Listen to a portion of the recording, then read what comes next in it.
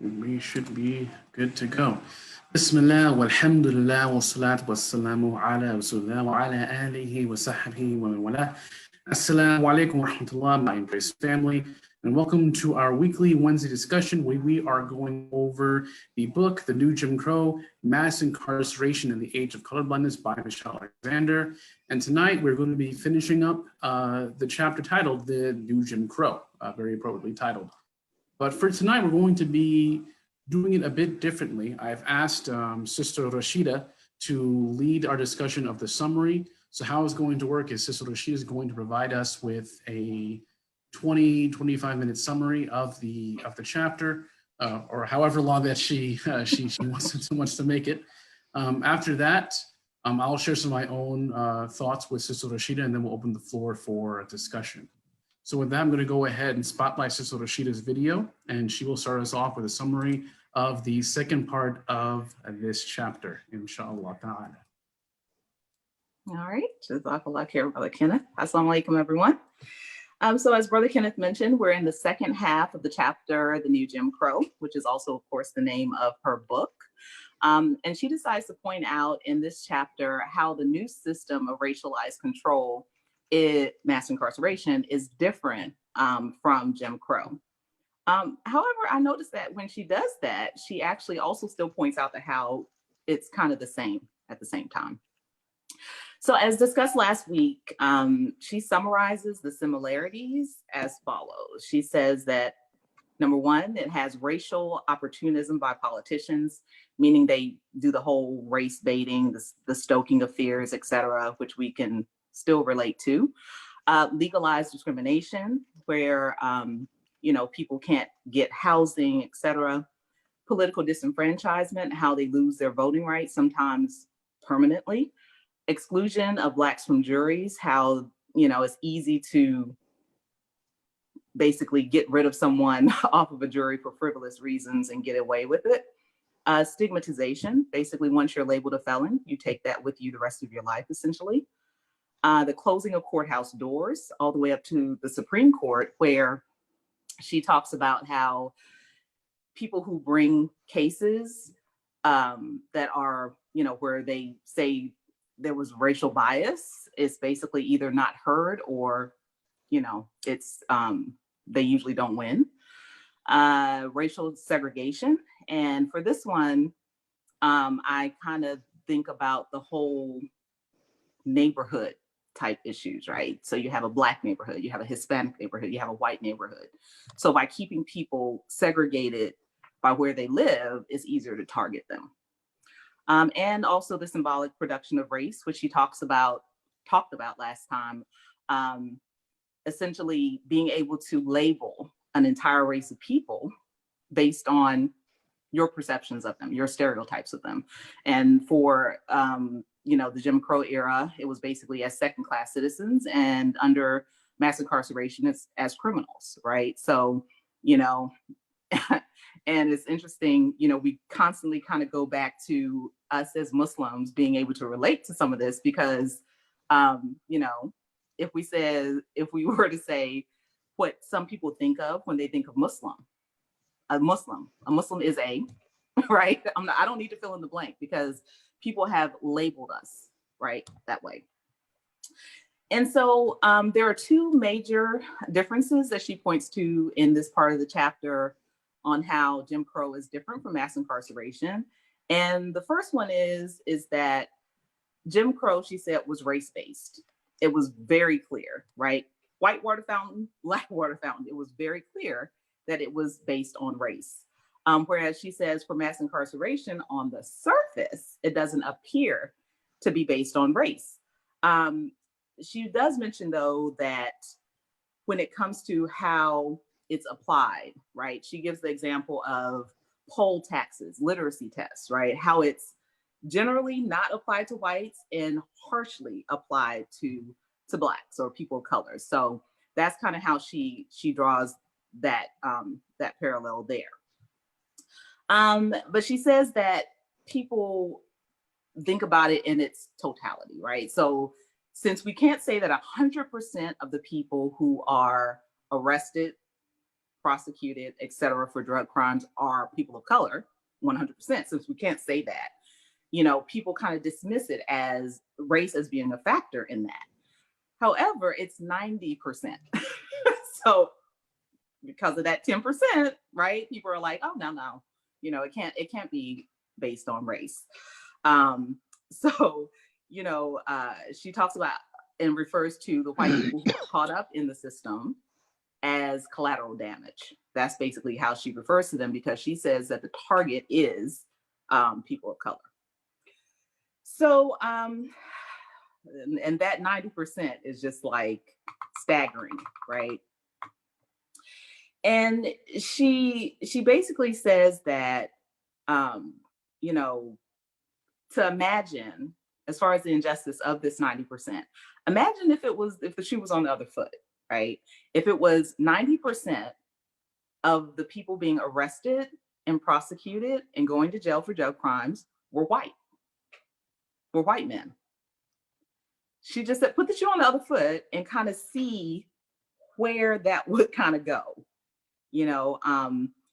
And she mentioned that essentially, you know, she drew a comparison to the drunk driving campaign in the 80s, right? Mothers Against Drunk Driving. It was a big campaign. And she says that because the majority of those who were perpetrators of that were white men, you know, they basically got a slap on the wrist. So she even talks about how the punishment isn't even being justly and equally applied. She also talks about how people dismiss it because there isn't that overt hostility that accompanied it during the Jim Crow era, where you had the Ku Klux Klan, et cetera. So she says that people sometimes dismiss it because of that kind of external, I'll call it external because of the point we're about to make about it, that hostility isn't there necessarily the way it was then. But she does say that now it's actually baked into the system itself. So you have police brutality, you have, you know, people being sent to death row, like just indiscriminately, and, you know, sent to solitary confinement. So again, it being based on people's own discretion, essentially, and how that piece of it causes, you know, injustice just like to be rampant in the system. And she says that, you know, during the early 80s, post-civil rights era, you know, people didn't want to be seen as racist, right? And so there was like a social stigma around being so openly racist, right? So the people had to kind of hide it. They had to do it under different pretenses, basically. And so what she says, though, is that while people, we talked about this one other time, you know, I don't see race, right? Who says that? People who aren't impacted because of their race, usually, right? So what she says is that it's that racial indifference. It's your indifference to, you know, how people of other races are being treated, right? That, you know, you are allowing this to be perpetrated against other people instead of speaking up and out about it and against it. And so those were kind of the major points around how Jim Crow and mass incarceration are different from a race perspective. The next thing she talks about is how Jim Crow actually brought Black people together, right? They were all in the same boat. We were all in the same boat, right? It didn't matter what your education was, didn't matter how much money you made, you were Black. Simple as that. And so you were in the back of the bus, no matter if you were a doctor or whoever you were. And, you know, you still had to drink out of that same water fountain as every other Black person, right? So there was that solidarity in that. And, you know, the civil rights era, things were able to move forward because there was that solidarity. And so what she says is happening now under mass incarceration is that mass incarceration divides us, essentially. And we talked last time about how it silences us because of that stigma. Nobody's going to run out and say, oh yeah, guess what happened yesterday? My brother got arrested. Nobody's going to offer that information, right? At least not, you know, not most people are going to just run out and kind of shout it from the rooftops, right? So she says that issue causes us not to be able to address the problem, together. And she also kind of pointed out that the Black elite, those who are more educated and wealthier, have a tendency to support the harsh policies. One, they don't usually live in the affected neighborhoods. That's one. And two, don't experience the harsh policies on a daily basis. Yet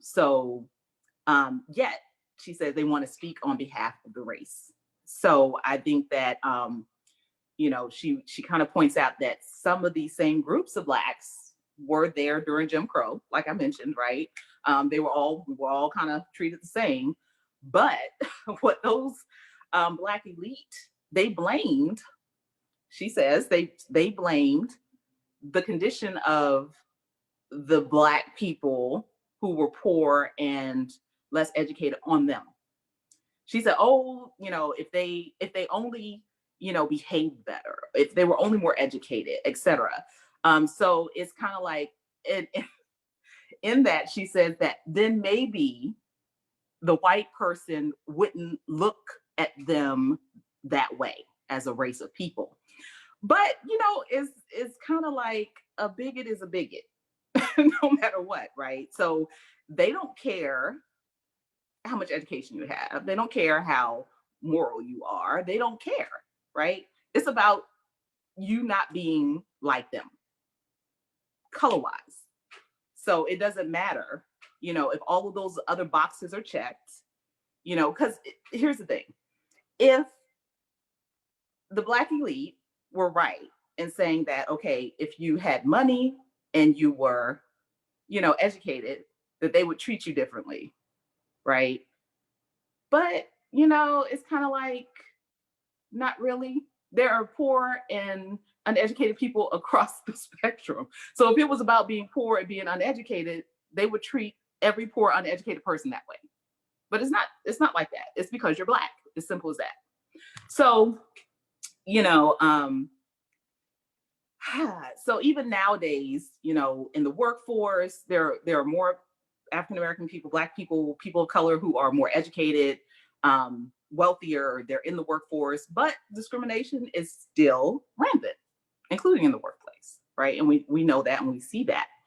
And so what she says is that the issue is really opportunities for all people, right? That you're not trying to keep people out. You're not trying to, prevent them from advancement. And one of the quotes I want to read that she had in the book was this: when researchers have controlled for joblessness, differences in violent crime rates between young Black and white men disappear. Poof, right? So opportunities. And I think even when we kind of think about some of the countries that are going through turmoil, et cetera, they talk about how there's high unemployment amongst their young men and et cetera. Opportunities for all. And so she ends the chapter essentially with with talking about how people are human beings, right? That they will make mistakes, et cetera. And not in, and so in that sense that they will make mistakes. And so I'd like to point out a couple of things about this. So first, we talked about condition, a person's condition and the stresses and how they handle them, right? The higher the stress, the harder it is to deal with certain things. So I'll repeat, as Muslims, of course, we don't condone any types of intoxicants, right? But as Brother Kenneth pointed out the other week, there are those in our community who suffer from addiction. So again, the pressures, the stress, how people are depicted in and treated by society can impact the person, especially those who are less resilient for whatever reason that may be. SubhanAllah. So again, she points out that people will make mistakes, but as Kenneth so beautifully put it last time, people are punished for their crime, but they're treated justly, which is something we don't find in our justice system, right? And also, people with addiction, they need treatment, not a prison cell. So those are my thoughts. Kenneth, did you want to share before we open it up? Yes, Jazakallah khair, Sister Rashida. Very excellent summary. And there's really only a couple points that I wanted just a couple thoughts I wanted to share when reading this chapter. And one point is something that you've already kind of spoken about, and that is kind of what she does a really good job in this part of the chapter, I think, is kind of put us in a position where we have to question our preconceived notions of criminality, right? Like there's a certain part where she speaks about how we all make mistakes, like you said.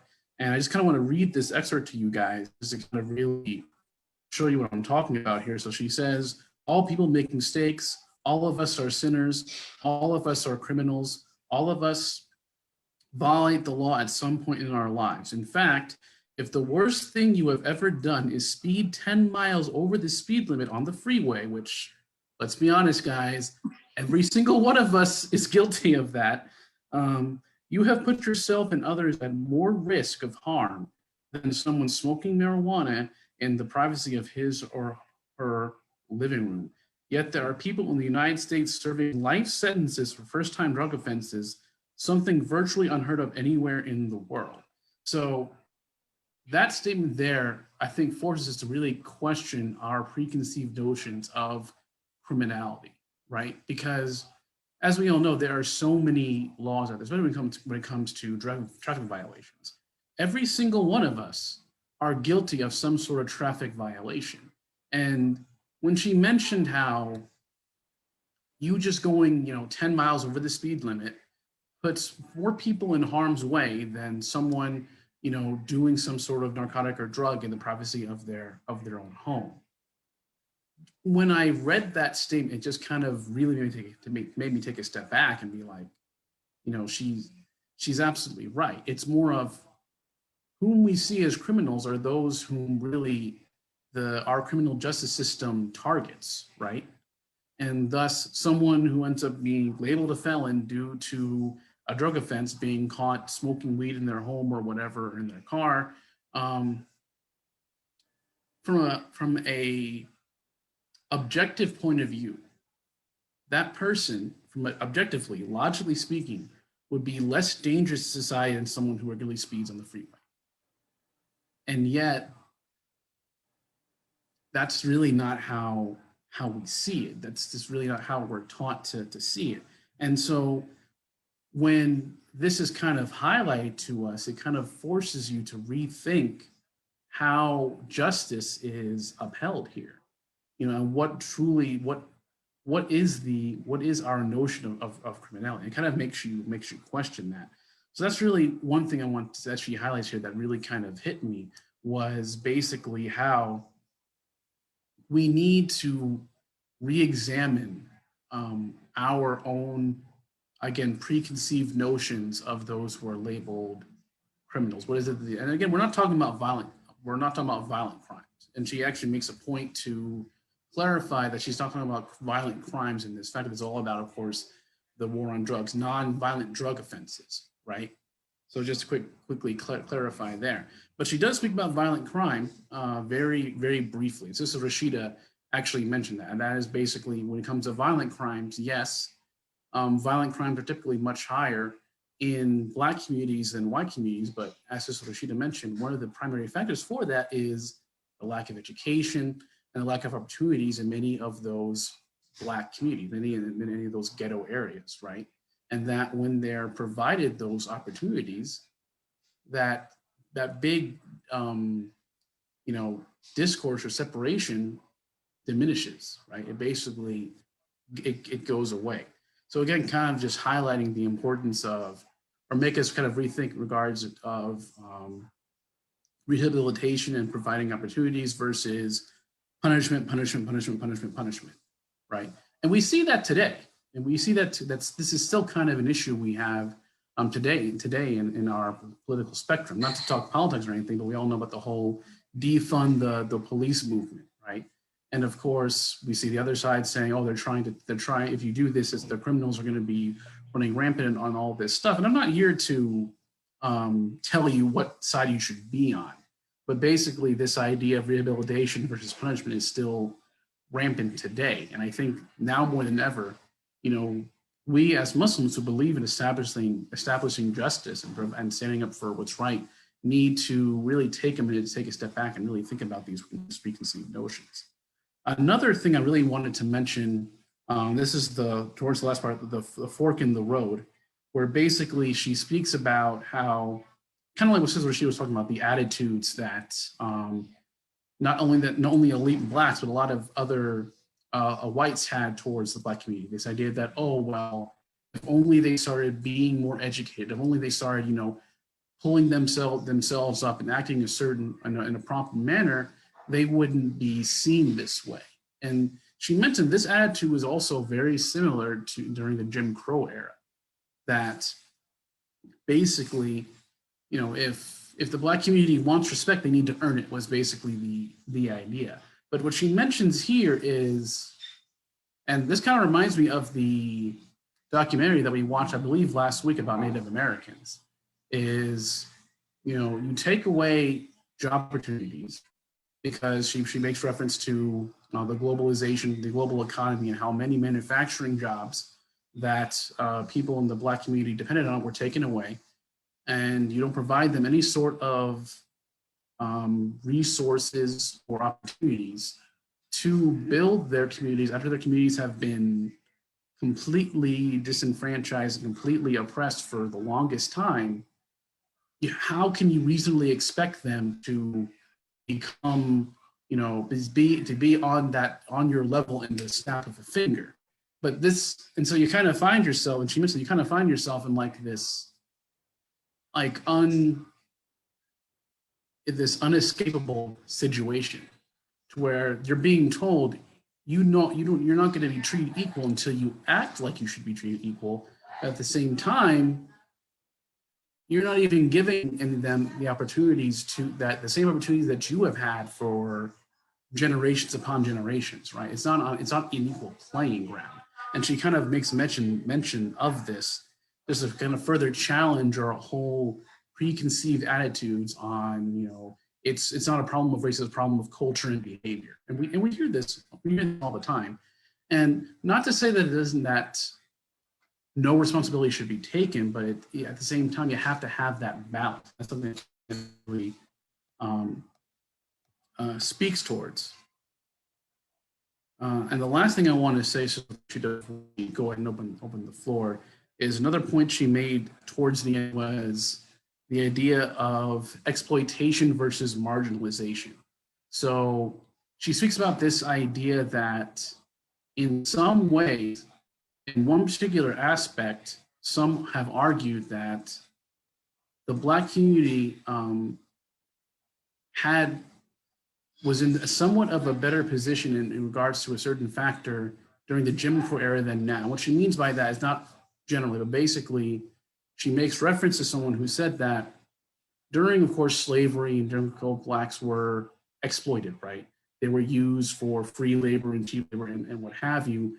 But now she says in this new era of mass incarceration, Blacks are no longer needed because cheap labor is no longer needed, because the cheap labor is sent overseas. And so she said this kind of has developed a fear of where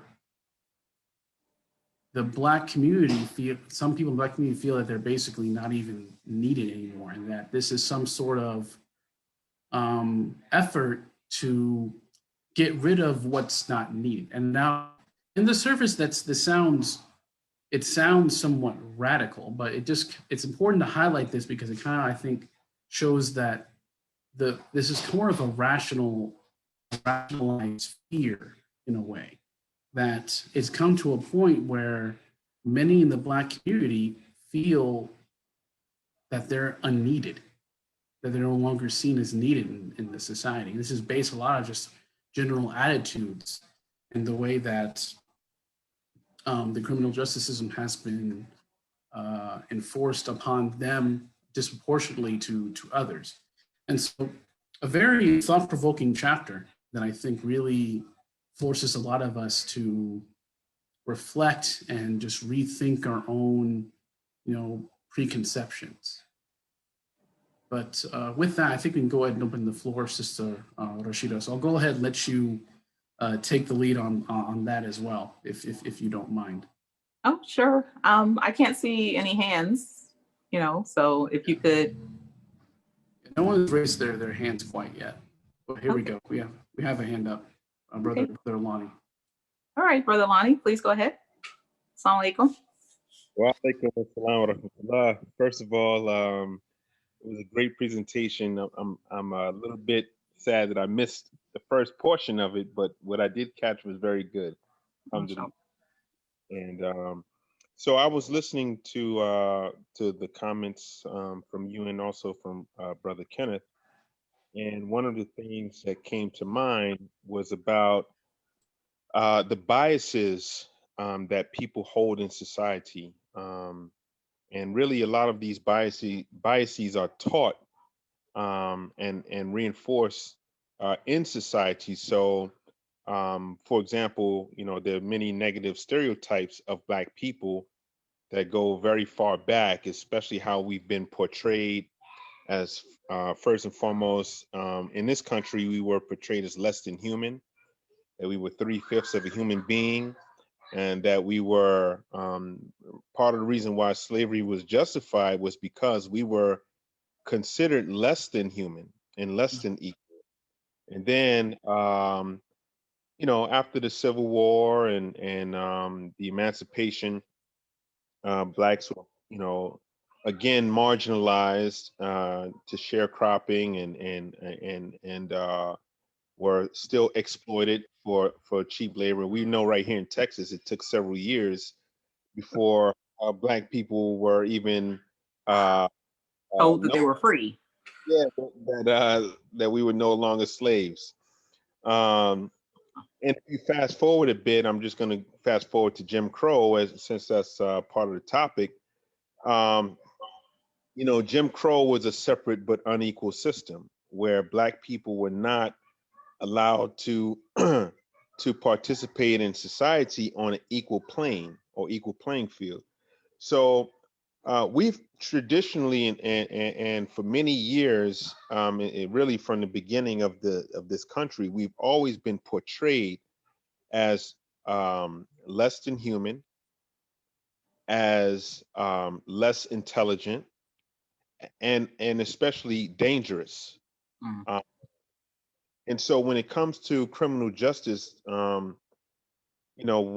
a Black person is tried before a magistrate or before a jury of their peers, all of those biases and stereotypes, whether conscious or subconsciously, impact the judgment of a person unless they make a conscious decision and effort to correct those biases that they hold. And I would even argue that many people are not even aware that they harbor many of these biases that they hold. So I said all of that to say that that definitely, I agree with everything that was said before, but I just wanted to highlight how these implicit biases impact the lives of Black people in this society, especially in terms of criminal justice and equal opportunity in the workforce. So, alhamdulillah. Excellent points. Excellent points. And she points to unconscious bias in one of her chapters and talks about exactly what you mentioned, that even when people don't intend for it, because of the conditioning, that they still end up treating people wrongfully, even if when they don't even want to, because of exactly what you're talking about, subhanAllah. Thank you so much for that.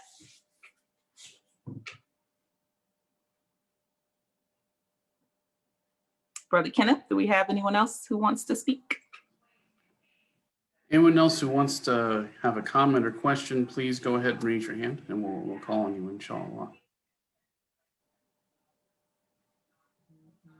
In the meantime, while we're waiting for people to raise their hands, I just kind of wanted to piggyback off of what Brother Lonnie was saying, and I really appreciate him for again bringing up a very, very important point, and that is the dangers of unconscious bias, right? And this is something, again, guys, and we mentioned this before, we gotta keep mentioning it again. All of us are affected by this one way or another.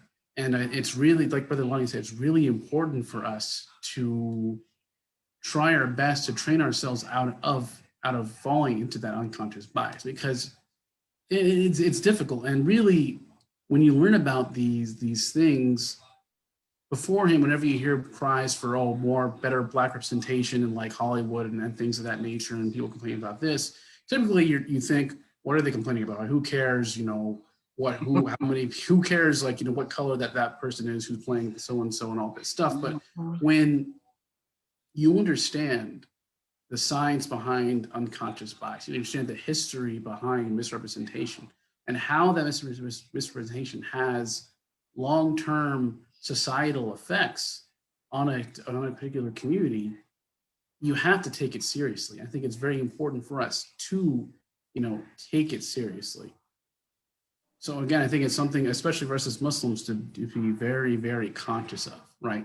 Because we're always talking about how, Islam is anti-racist. The Prophet ﷺ said, no white man is better than a black man, no Arab is better than a non-Arab. We make reference to Bilal. How many times do Muslims always make reference to Bilal? All the time, right?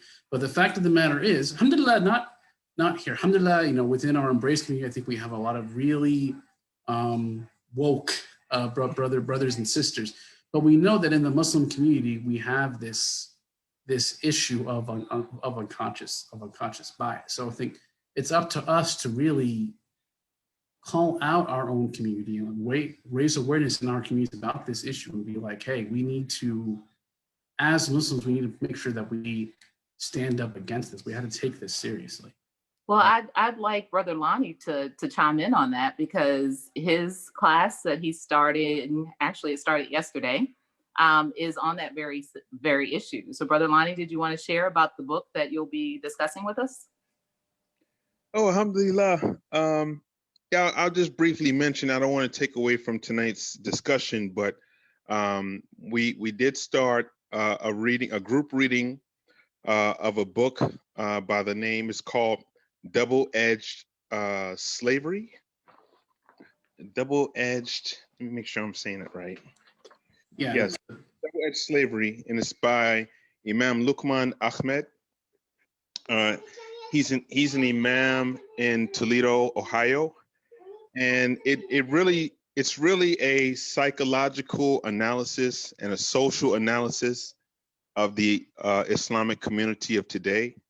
And it really focuses a lot on what we're talking about now, which is implicit bias, especially against weaker members in society.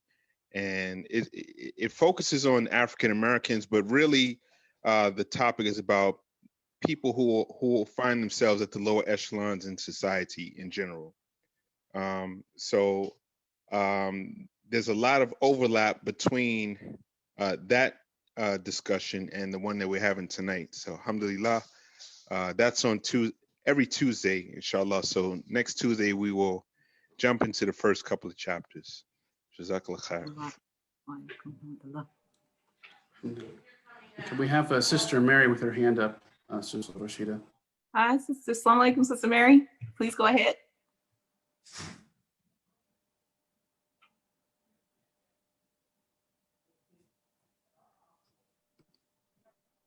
Now, Sister Mary, if you're talking, I think you're muted.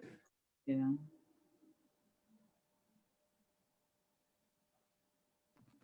Okay, there I go. Yes, there you go.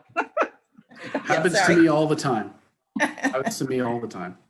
Anyway, I wanted to, I missed yesterday's the review of the book of the Double-Edged Slavery, and it wasn't on Facebook. I was wondering if we do have it somewhere that I can get it. Was it recorded anywhere? Yeah, we're gonna post the recording tomorrow. There were some issues we had with Facebook, but we're going to post the recording on Facebook tomorrow, inshallah. Okay, that's good. This chapter, I felt like it was very interesting.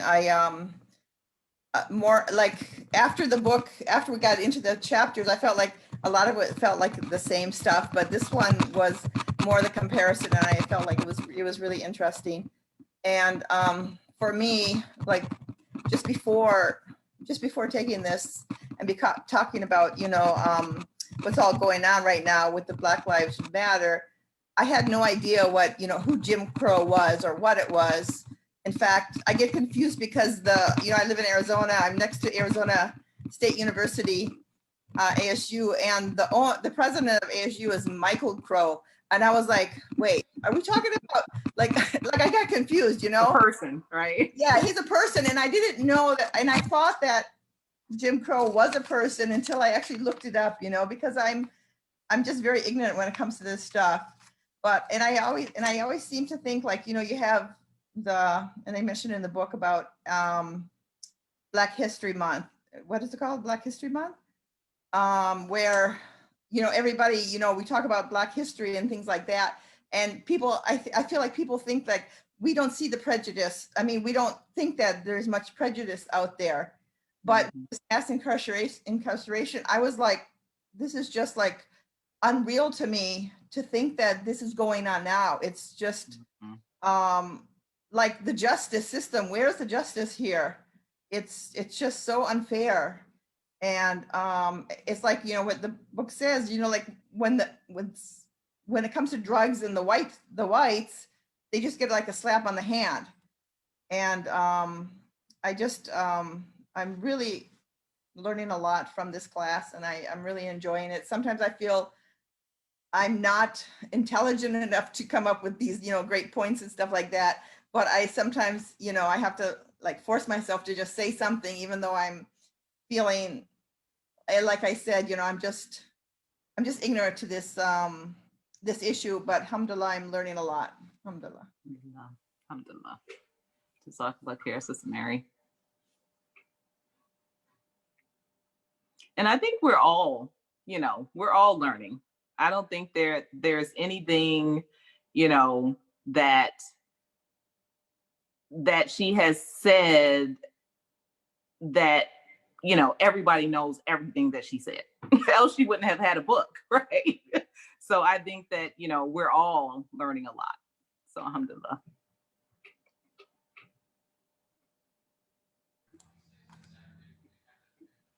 Was there someone else who wanted to share, Brother Kenneth?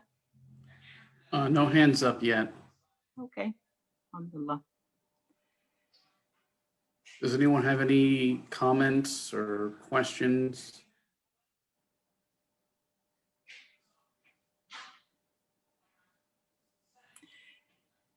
I'm trying to remember, I wanted to comment on something that you had mentioned, and I'll have to think of it. I think it was about the marginalization. Yeah, I spoke about exploitation versus marginalization. Mm-hmm. Yeah. And you were essentially, you know, and she's essentially pointing to ethnic cleansing, you know, is what she's saying that it, you know, eventually leads to. And how we're kind of seeing that violence in how some of the police are treating African Americans, et cetera. So yeah, that was one thing. But you also had mentioned how there's that feeling of not being needed anymore, and the fact that a lot of the jobs have left the inner cities, and you know. But I think we've also talked about how in the prisons, a lot of the prisons are being used for their labor still, you know, by corporations. So, but you shouldn't have to go to jail to get a job, right? So, not to mention they get paid like what, I think 25 cents, like extremely cheap. Ridiculous. Yeah. Yeah. Like either like in the center, like $1 or something. I don't remember. I remember it's extremely. Yeah. It's way below the minimum wage. Exactly. And that's already low enough, right? Yeah. Yeah. But no, absolutely. But I just wanted to say real quick to Sister Mary. First, may Allah reward you for speaking up. I definitely don't think that anything you said sounded ignorant or stupid or anything like that. Every point you made was very valuable and very important. And even, mentioning that you didn't know that or you were ignorant of a certain fact, that's absolutely nothing to be ashamed of. That in and of itself is something for us to learn of, because that just kind of shows for all of us how our society as a whole really doesn't really focus much on this issue in regards to educating society on these type of issues. Like, whenever I went to grade school, yeah, Jim Crow was spoken about, civil rights was spoken about, but mainly it really focused on like all the good that came out of it, right? They talk about like, what we were able to accomplish, and it's not really much is focused on, some of the negatives that came out during that time, right? So to the point where you can't really blame, the common citizen for not knowing too much about these issues, right? I agree with that. Right. Anyone else? Brother Hasib, you haven't said anything. I don't know if you're feeling up to it because I know you're still recovering, but I really want to hear. You always mention, I think you always make very, very excellent observations. So if you have anything you want to say, I want to hear from you, if you're for it, of course.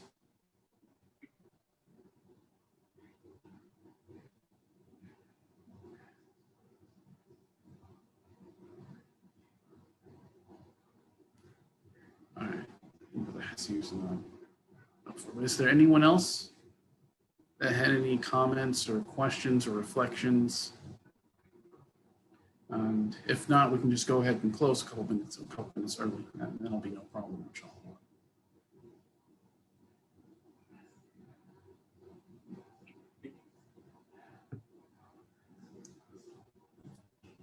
All right, so should we go ahead and close then, Sister Rashida? Yes. Jazakallah khair, Brother Kenneth, and everyone for attending. Alhamdulillah. And Jazakallah khair to you, Sister Rashida, for leading us tonight. She'll be leading us again for our final chapter discussion, which will be, I think, in 2 weeks, right, Sister Rashida? Inshallah. Yeah. So in 2 weeks, Sister Rashida will lead us again for our final chapter discussion. So with that, we can go ahead and close. And just a quick reminder that we are, our Sacramento chapter is going to be having a Islam Basics class in just now. So any of you who want to jump onto that, please to check out our WhatsApp post about it, inshallah ta'ala. With that, we'll go ahead and close. Allahumma subhanaka wa bihamdik, ashhadu an la ilaha illa ant, astaghfiruka wa atubu ilayk. Jazakumullahu khairan, everyone. Wassalamu alaikum wa rahmatullahi wa barakatuh.